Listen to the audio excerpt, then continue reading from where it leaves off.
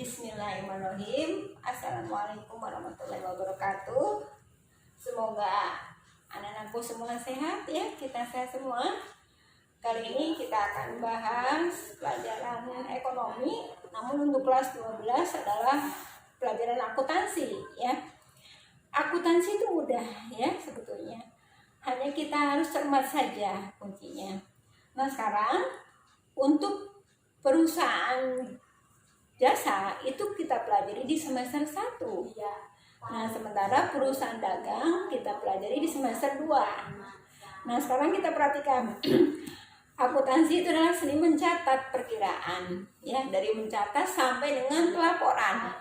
Di situ butuh ketelitian, butuh kecermatan, dengan butuh kesabaran ya. Nah, sekarang kita lihat tahapan akuntansi perusahaan jasa itu seperti apa saja.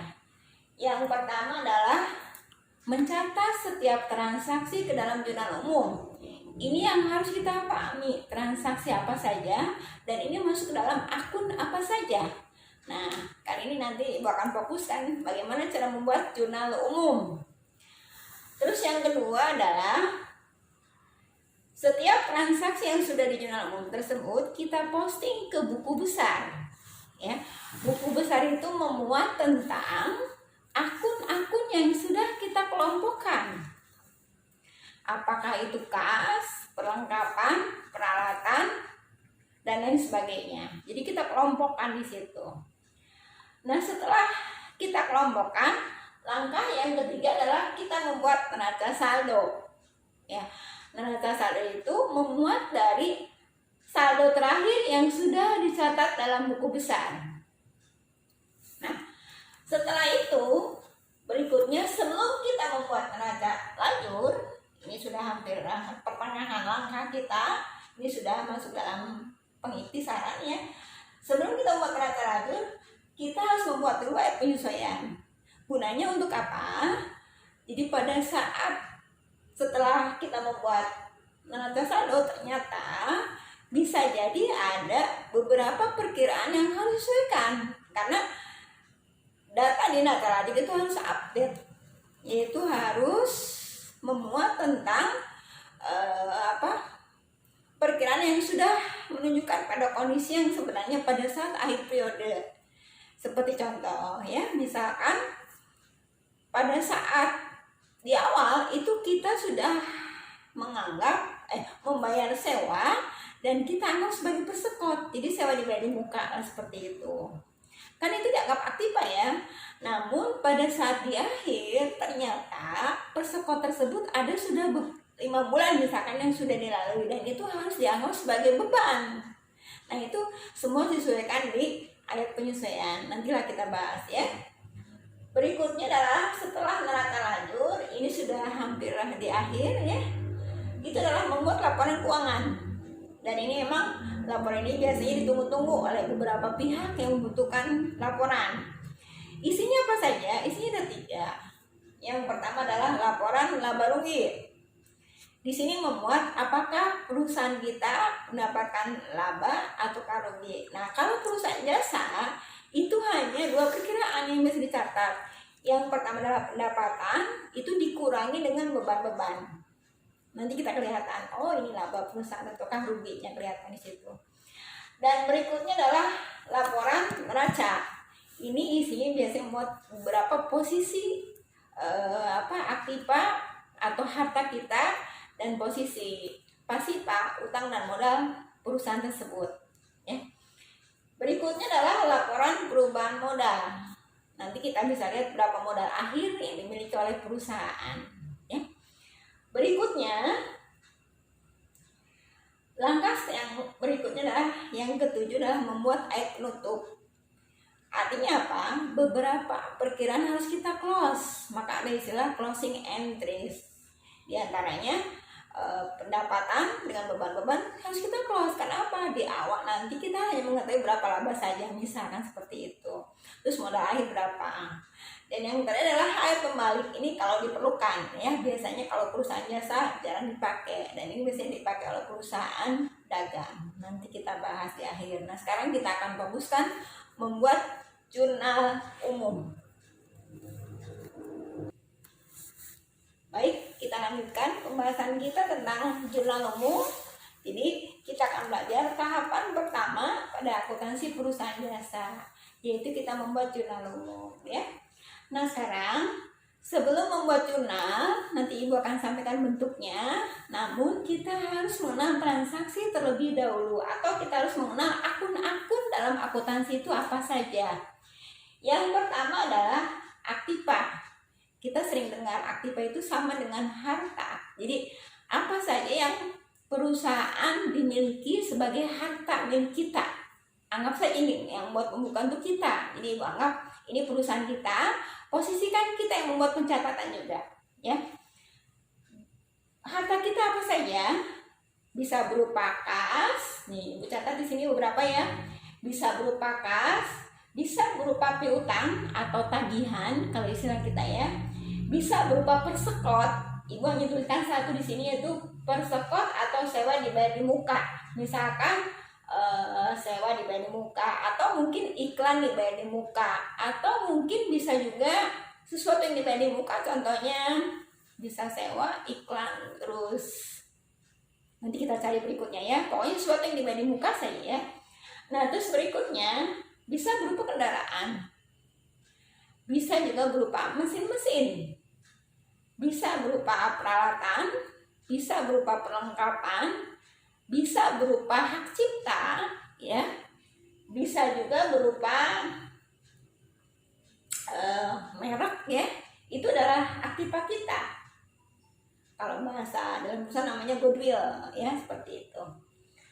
Dan masih banyak lagi ya. Ini adalah sesuatu yang kita miliki, tapi ingat tidak berbentuk bergerak ya. Sebab kalau misalkan maaf ya, kalau ada yang mengatakan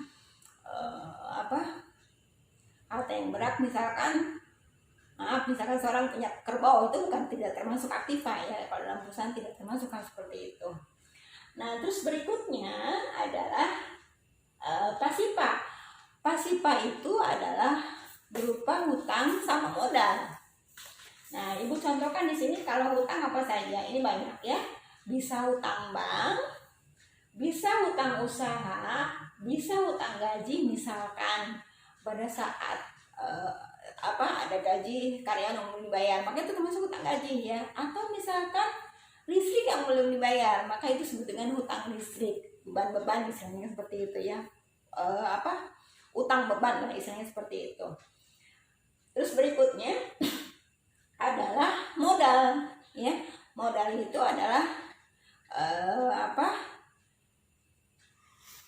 modal itu adalah bisa dilihat dari modal awal dan modal akhir gitu ya. Tapi biasanya modal itu bisa kalau dalam transaksi nanti kita bisa lihat ya, apakah misalkan investasi awal, biasanya seringnya investasi awal atau tambahan modal pada saat pertengahan perjalanan perusahaan tersebut. Modal di sini berikutnya Ibu akan golongkan. Ini terus terang saja, ini mungkin jarang di buku ya, dan ini karena Ibu temukan pada saat sekian tahun Ibu mengajar akuntansi.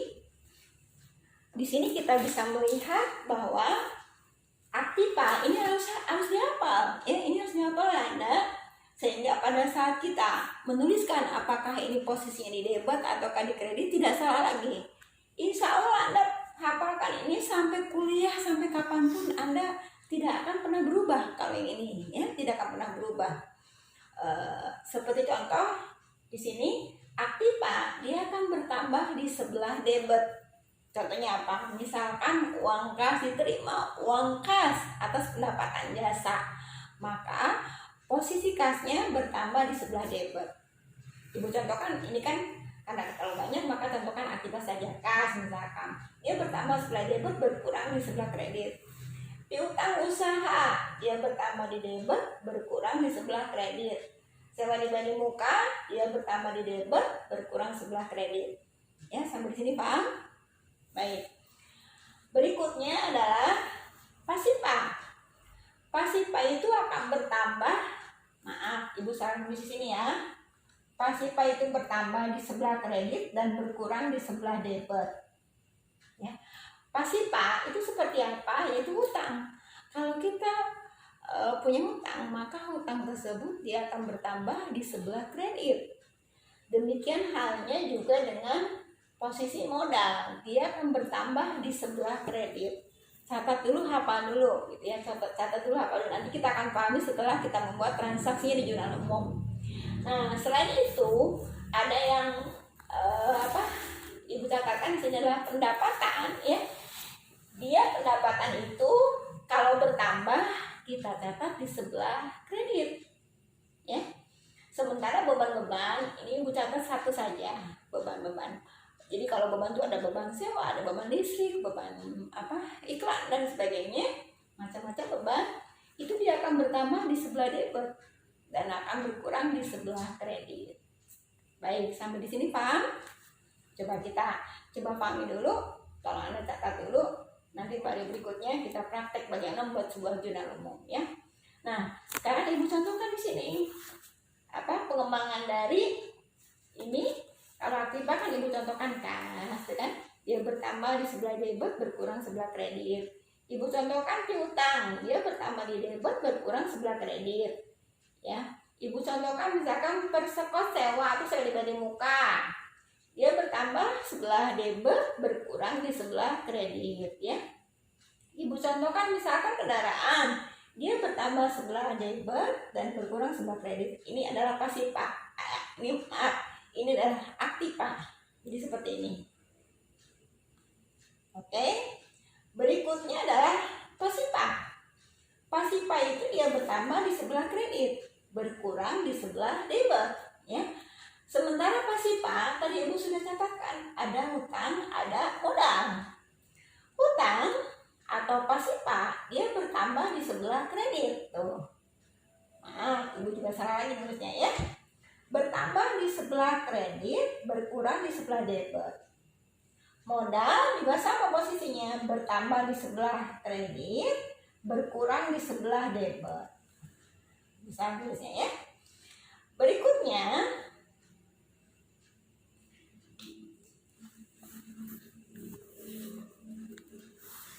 Berikutnya adalah ada pendapatan. Pendapatan bertambah di sebelah debit dan berkurang di sebelah pendapatan bertambah di sebelah kredit, berkurang di sebelah debit. Sementara kalau beban-beban bertambah di sebelah debit, berkurang di sebelah kredit. Begitu ya. Ini tolong dihafalkan, kalau perlu Anda catat di kamar sehingga kita betul-betul hafal ya. Nah, kemudian ada satu yang berbeda, yaitu akumulasi penyusutan. Seperti apa akumulasi penyusutan itu? Yaitu seperti ini, Ibu contohkan ya. Aktiva itu ada aktiva tetap, ada aktiva lancar. Aktiva tetap itu adalah sesuatu yang sifatnya tetap, dia hanya menyusut saja.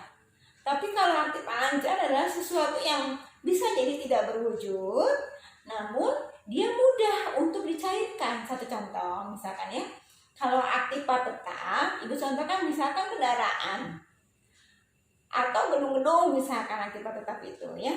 Gedung pada saat awal itu gedung misalkan harganya 100 juta. Tetapi di akhir tahun 1 tahun itu pasti akan menyusut. Dan kalau kita jual gedung tersebut, maka bisa jadi harganya bukan 100 juta lagi, tapi misalkan kita taksir 10% menyusut, maka harganya kalau 10% dari 100 juta, maka dia berkurang 10 juta kan. Sehingga harga gedung pada saat akhir tahun adalah 90 juta. Nah, penyusutan itu kita catat dalam akumulasi penyusutan. Dia akan bertambah di sebelah kredit dan akan berkurang di sebelah debit. Ibu contohkan lagi misalkan mesin-mesin. Mesin-mesin itu ya mungkin pada saat awal masih bagus, harganya 5 juta misalkan gitu kan.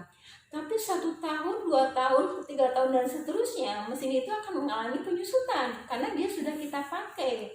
Nah, penyusutan tersebut kita catat dalam akumulasi penyusutan. Jadi nanti disebutkan akumulasi penyusutan peralatan misalkan itu ya.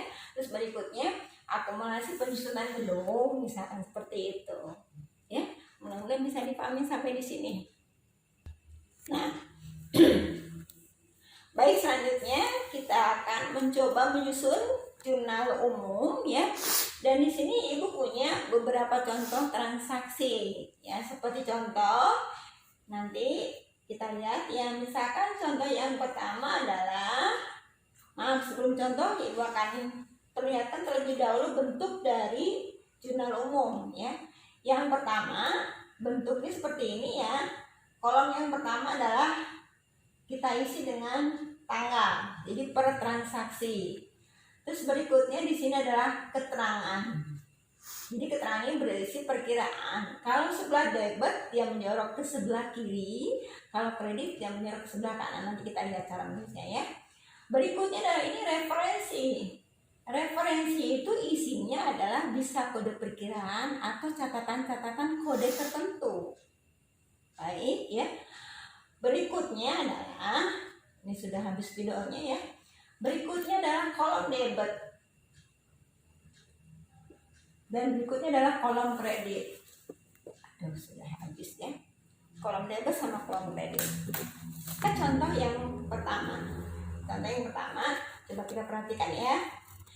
Sebelum menuliskan kita harus pahami dulu. Satu, misalkan invest tanggal 1, ini contoh Salon Ayu ya, punya transaksi sepanjang bulan Agustus tahun 2019 ya. Tanggal 1 Salon Ayu menginvestasi ini di awal sekali, menginvestasikan ke dalam kas perusahaan uang sebesar 5 juta. Jadi yang punya salon menginvestasikan ke dalam kas perusahaan uang sebesar 5 juta. Artinya apa? Untuk seperti ini berarti kan uang kas perusahaan bertambah. Kalau uang kas perusahaan bertambah, maka kas bertambah dan modal bertambah. Kalau kas bertambah, kas itu masuk ke dalam aktiva, maka dia akan bertambah sebelah debit. Kita catat di sini kas bertambah sebelah debit. Kalau sebelah debit tulisnya sebelah sini ya. Kita tulis di sini sebelah debit 5 juta. Kreditnya kosong. Nah, debit sama kredit itu harus sama angkanya ya. Nah, di satu sisi kasnya bertambah. Kas itu adalah aktiva, dia bertambah sebelah debit. Terus berikutnya itu adalah modal. Modal bertambah di sebelah kredit. Jadi kita catat modal di sini 5 juta. Posisi sebelah debit dia harus menjorok ke sebelah kanan ya, seperti ini. Baik, itu untuk tanggal transaksi tanggal 1. Sampai di sini paham? Yang tadi memaksudkan dia bertambah window debit kredit yang tadi Ibu sampaikan adalah nanti kemudian penerapannya ke sini ya. Jadi kalau kas dia aktiva bertambah sebelah debit, kalau modal itu pasifah bertambah di sebelah kredit, seperti ini contohnya ya. Berikutnya adalah transaksi tanggal 2. Nah, tanggal 2 ini adalah perusahaan membeli peralatan secara tunai sebesar 2 juta. Artinya apa? Peralatan bertambah ya di satu sisi, tapi di sisi yang lain karena kita membeli maka uang kas kita keluarkan. Sehingga kita catat di sini ya, untuk transaksi tanggal 2 peralatan bertambah di sebelah debit 2 juta di sini, ini catat ya. 2 juta di sini. Kemudian sebelah kreditnya adalah uang kas. Kita keluarkan untuk membeli peralatan tersebut. Kas adalah aktiva, karena dikeluarkan maka berkurang. Lanjut. Baik, selanjutnya ulangi ya.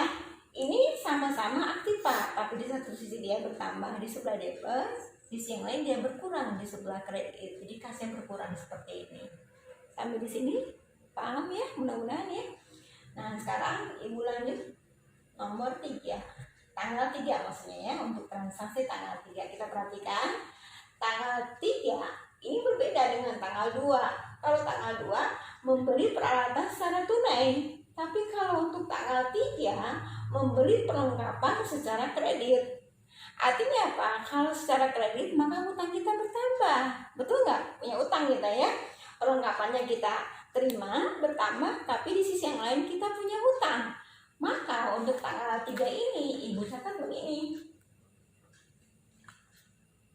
Perlengkapan ini aktiva ya, bertambah di sebelah debit.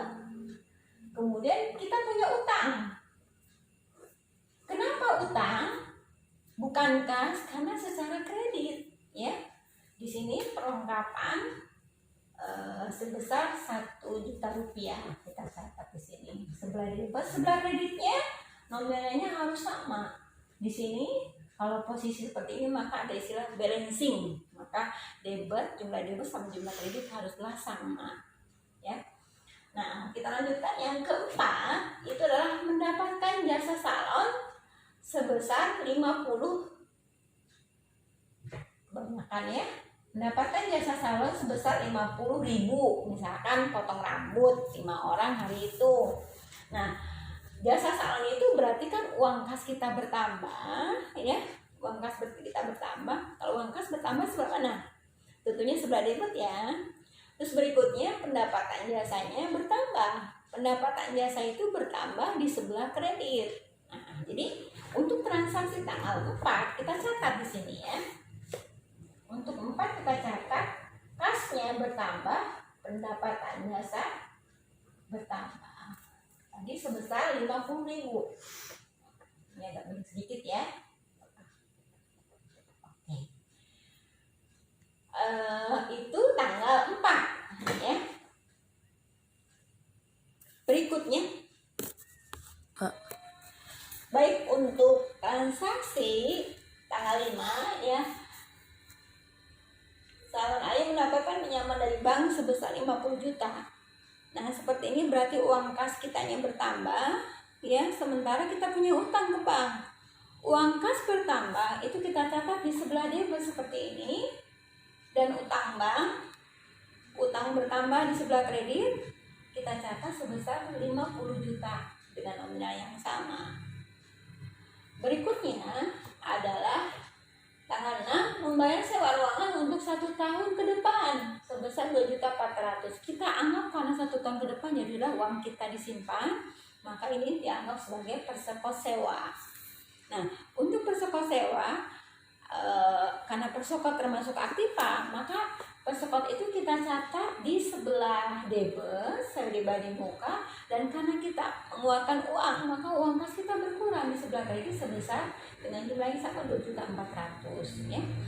Berikutnya adalah tanggal 7 kita membayar hutang atas transaksi tanggal 3. Kita lihat transaksi tanggal 3 adalah kita membeli perlengkapan secara kredit 1 juta. Artinya apa? Kita punya utang. Tanggal 7 utang tersebut kita bayar. Karena kita bayar utang, maka utang kita berkurang. Utang kita berkurang di sebelah debit kalau utang berkurang. Sementara karena kita bayar, maka uang kas kita juga berkurang. Kas berkurang, aktiva berkurang di sebelah kredit. Ini sebesar 1 juta rupiah. Berikutnya adalah membayar beban gaji pegawai. Misalkan pegawainya 1 orang, 1 bulan 1 juta. Membayar beban gaji berarti beban bertambah ya, kita catat beban gaji di sebelah debit. Tadi minimal debit kreditnya sudah kita bahas, karena sapakan beban itu bertambah di debit. Karena kita bayar maka uang kas kita berkurang sebesar jumlah yang sama, itu 1 juta rupiah ya. Dan terakhir adalah membayar biaya kebersihan sebesar 50.000.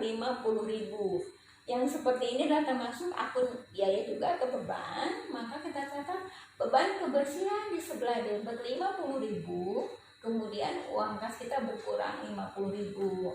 Yang terakhir adalah ini semua kita jumlahkan. Sebelah debit, ini kebetulan kalau tidak salah ibu catat jumlahnya adalah 62.500.000 rupiah. Dan sisi kreditnya juga jumlahnya harus sama. Bagaimana kalau tidak sama? Berarti pekerjaan kita tidak benar. Karena di sini adalah prinsip balancing. Demikian anak-anakku sekalian, contoh membuat jurnal umum ya. Setiap transaksi kita terjun, insya Allah nanti kita akan latihan, nanti ibu akan berikan tugas kita untuk latihan. Terima kasih. Assalamualaikum warahmatullahi wabarakatuh.